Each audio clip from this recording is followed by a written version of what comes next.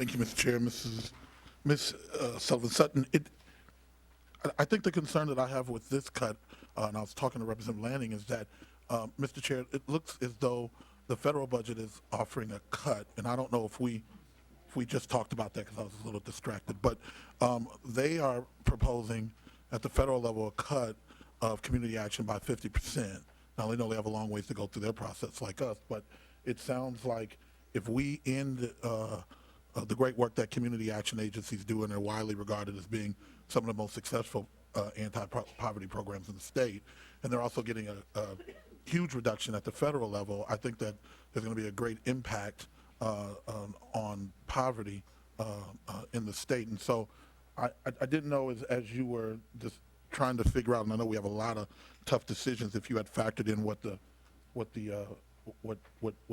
president is proposing as a cut to this program. Mr. Sullivan Chairman, Sutton. Representative Hayden, we did not see the president's recommendations until the day before the governor's recommendations were released.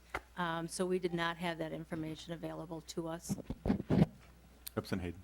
Well, I just think that it's something that, as we deliberate the best practice and the best process, as we figure out how to make these really tough cuts, that looking at programs that work in the communities in which they serve, not only do they do anti-poverty programs and work with communities and families, but they also do a tremendous amount in terms of keeping the heat and lights on throughout our state, especially as we head towards the spring. And so, and there's a ripple effect if these families are displaced because they can't have their heat on or they're not getting the services. They end up kind of flowing back in our social service system and go to some of the ones that I frankly think people think aren't as effective.